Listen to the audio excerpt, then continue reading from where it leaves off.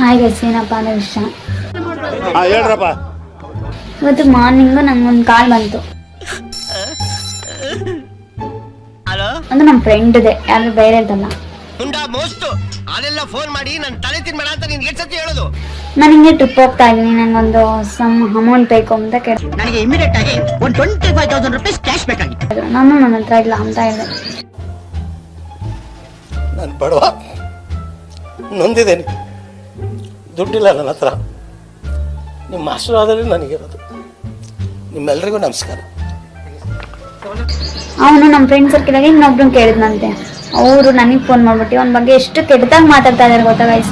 ಅವ್ನ್ ಮಾಡಿದ ಹಲ್ಕ ಕೆಲಸ ಹೇಳ್ತಾ ಹೋದ್ರೆ ಬಂಡೆ ಕಲ್ಲು ಸಿಡಿದು ಚೂರ್ ಚೂರ ಬಿಡುತ್ತೆ ಅಂತ ತಲೆ ನನ್ ಮಗ, ಲೋಫರ್ ನನ್ ಮಗ, ಪಾಪಿ ನನ್ ಮಗ. ನನಗೆ ಆಗ ಒಂದು ಅರ್ಥ ಆಯ್ತು. ನಮ್ಮ ಸುತ್ತಮುತ್ತ ನೆನೆ ನಮ್ಗೆ ಗೊತ್ತಿದ್ದಾಗ ಮಾತಾಡೋದು ತುಂಬಾ ಬೇಜಾನ್ ಜನ ಇರ್ತಾರೆ. ಸಾರ್, ರಾಧಾ ಹತ್ರ ಶಂಕರ್ಲಿಂಗ ಹೋಗಿದ್ನಂತೆ ಸಾರ್. ಹೌದು ಸಾರ್. ಆಗ ಅರ್ಥ ಆಗಿದ್ ನನಗೊಂದು, ನನ್ಗೋಸ್ಕರ ₹1 ಖರ್ಚು ಮಾಡೋರು ಇರ್ತಾರೋ ಇರೋಲ್ವೋ ನನಗೆ ಗೊತ್ತಿಲ್ಲ. ಅದೇ ಇದ್ದು ನನಗೆ ಗೊತ್ತಿಲ್ದಂಗೆ ನನ್ನ ಬಗ್ಗೆ ಹಿಂದೆ ಮಾತಾಡೋರು ಇರಬಾರ್ದು. ನನ್ನ ದೇಶದಲ್ಲಿ ನನಗೆ ಸಿಗೋ ಮರ್ಯಾದೆನ ನಾನು ನೆನೆಸ್ಕೊಂಡಾಗ ಅದಕ್ಕೆ ಹೋಲಿಕೆ ಮಾಡ್ಲಿಕ್ಕೆ ಸಾಧ್ಯ ಇಲ್ಲ. ಅದು ಸಣ್ಣ ಮರ್ಯಾದೆನೇ ಆಗಿರ್ಬೋದು, ಮತ್ತೊಂದಾಗಿರ್ಬೋದು. ಅದು ನನ್ನ ದೇಶದಲ್ಲಿ ನಾನು ಹುಟ್ಟಂತ ನಾಡಲ್ಲಿ ಪಡ್ಕೊಂಡಾಗ ಅದ್ರ ಬೆಲೆನೇ ಬೇರೆ ಅಂತ ಹೇಳಲಿಕ್ಕೆ ಇಷ್ಟಪಡ್ತೇನೆ. ನಮ್ಗೆ ಗೊತ್ತಿಲ್ದಂಗೆ ನಮ್ಮ ಬಗ್ಗೆ ಸರ್ಚ್ ಮಾಡೋರು ತುಂಬಾ ಜನ ಇರ್ಬೋದು, ಅದೇ ಖರ್ಚು ಮಾಡೋರು ಯಾರು ಸಿಗಲ್ಲ.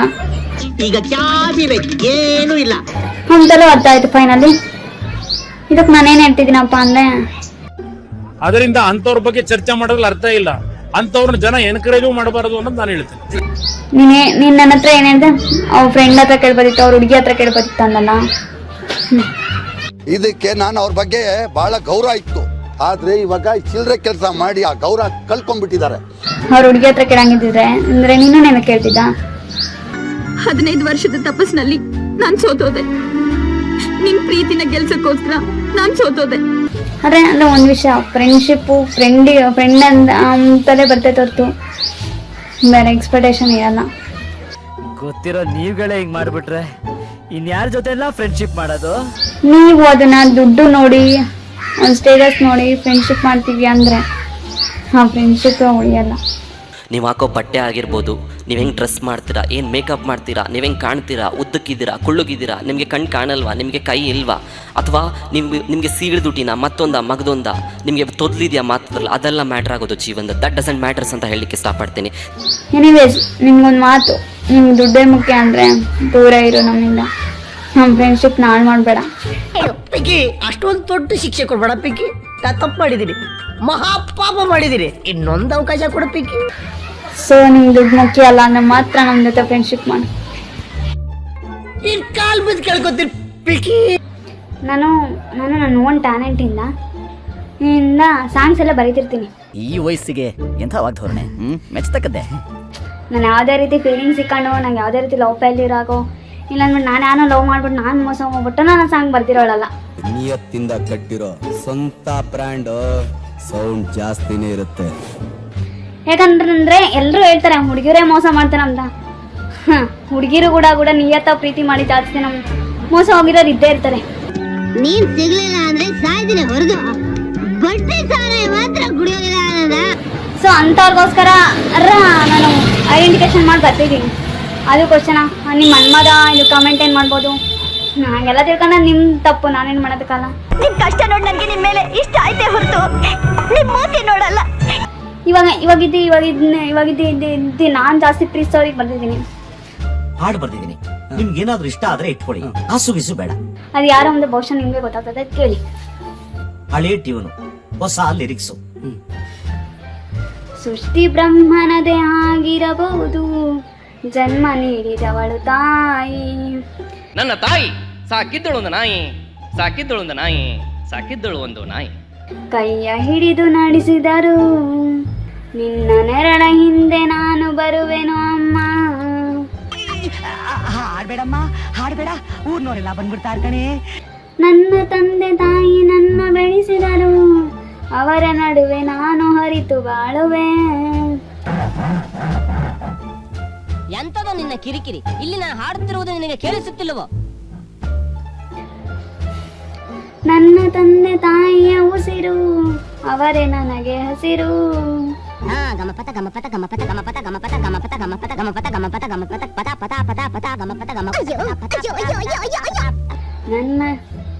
ನನಗೆ ಜನ್ಮ ನೀಡಿದವರು, ಕಷ್ಟ ನಷ್ಟವನ್ನು ತಿಳಿಸಿ ಬೆಳೆಸಿದವರು,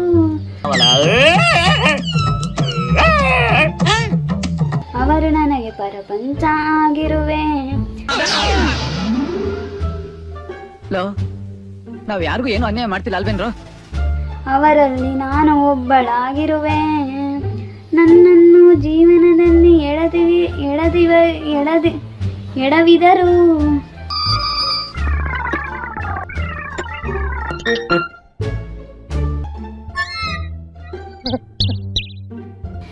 ಎಂದಿಗೂ ಅಂದ ಹೇಳಿದವರು ನನ್ನ ಹೆತ್ತವರು, ತಿದ್ದಿ ಬುದ್ಧಿ ಹೇಳಿ ನನಗೆ ತಿಳಿಸಿದವರು.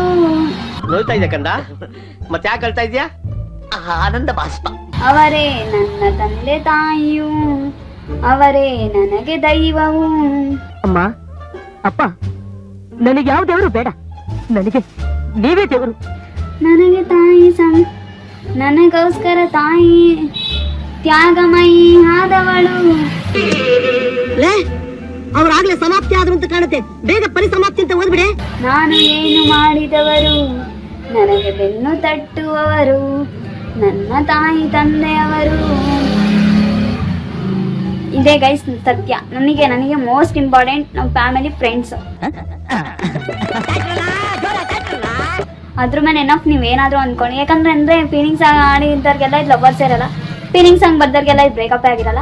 ಸೊ ಅವ್ರ ಟ್ಯಾಲೆಂಟ್, ಇಮ್ಯಾಜಿನೇಷನ್ ತಲೆ ಇಟ್ಕೊಂಡು ಬರ್ದಿರ್ತಾರೆ. ಬಹಳ ಚೆನ್ನಾಗಿದೆ. ಅಲ್ಲ ಗುರು, ಯಾರೋ ಹೇಳ್ತಾರಂತೆ, ನಾನು ಒಂದೊಂದು ಟೈಮ್ ಒಂದು ಅವಶ್ಯಕತೆ ತగ్గಟ್ಟ ನಾನು ಎಲ್ಲರೂ ಬಳಸ್ಕೊಂತೀನಂತೆ. ಎಷ್ಟು ನಮಗ್ ಬೇಜಾರಾಗೋಯ್ತು ಅಂತಂದ್ರೆ ನಮ್ಮ ಜೀವನದಲ್ಲಿ ಅಷ್ಟು ಬೇಜಾರಾಗ್ಲಿಲ್ಲ, ಬಹಳ ಬೇಜಾರಾಗೋಗ್ಬಿಟ್ಟಿತ್ತು ನಮಗೆ. ಒಂದ್ ಏನ್ ಮಾಡುದು? ಸರಿ, ನೀವ್ ಹೇಳ್ದಂಗೆನೆ ನಾನು ಬಳಸ್ಕೊಂಬಂಗಿದ್ದಿದ್ರೆ ನೀವೆಲ್ಲ ಇಷ್ಟೊತ್ತಿಗೆ ಯೂಸ್ ಅಂದ್ರೂ ಆಗ್ಬೇಕಾಗಿತ್ತಲ್ಲ.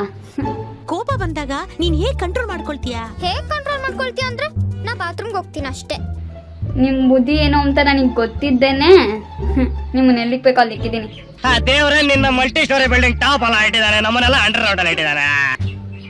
ಬಹುಶಃ ಇನ್ಯಾರೋ ಹೇಳ್ತಾರಂತೆ, ನಾನು ಮನ್ಸಾಗ ಒಂದಿಕ್ಕಂಡು ಮಾತಾಡ್ತೀನಿ, ಅಂತಾಗ ಒಂದ್ ಆಡ್ತೀನಿ ಅಂತ. ಒಳಗೊಂದು ಹೊರಗೊಂದು ಇಟ್ಕೊಂಡ್ ಬಾಯ್ ತುಂಬಾ ಅಣ್ತಮ್ಮ ಅಂತ ಕರೆಯೋ ನಿಮ್ಗಳ ಜೊತೆ ಹೆಂಗಿರಲ್ಲ ಊಟ ಮಾಡೋದು. ಸರಿ, ನೀವ್ ಹೇಳ್ದಂಗೆನೆ ಅದೇ ಉದ್ದೇಶನೇ ನಂಗಿದ್ದಿದ್ರೆ ನನ್ನ ಇಷ್ಟೊಂದು ಸ್ವಂತ ಬ್ರ್ಯಾಂಡ್ ನಂದು ಕಟ್ಕೊಂತಿರ್ಲಿಲ್ಲ. ಯಾಕೆ ಮಾಡಿದ್ರು ಒಂದು ಕಾರಣ ಫಸ್ಟ್ ಕೊಟ್ಬಿಡ್ತೀನಿ ಈಗ. ಸೊ ನನ್ನಂದ ಬ್ರ್ಯಾಂಡ್ ಅಂದ್ರೆ ಏನ್ಬಿಟ್ಟು ದೊಡ್ಡ ನಾನು ಬೆಳೆದಿದ್ದೀನಿ ಅಂತ ಅಲ್ಲ. ನೋಡೋರ್ ಕಣ್ಣಿಗೆ ಚೆನ್ನಾಗಿ ವ್ಯಾಪಾರ ಆಗಿರೋ ತರ ಕಾಣಿಸುತ್ತೆ, ಹಣ್ಣಾಗಿದೆ, ಇನ್ನು ಒಂದು ಸೇಲ್ ಆಗಿಲ್ಲ. ನನಗೆ ಯಾರು ನಿಯತ್ತಾಗಿರ್ತಾರೋ ಅವ್ರನ್ನ ಯಾವತ್ತೂ ನನ್ನ ಟೈಮಿಂಗ್ ನಾನು ಬಿಟ್ಕೊಟ್ಟಿಲ್ಲ. ಅಳ್ಬಾರ್ದು, ಮಕ್ಳು ಅಳ್ಬಾರ್ದು. ನಿಮ್ಮಂಗೆ ನನಗೆ ಶಕುನಿ ಬುದ್ಧಿ ಇಲ್ಲ.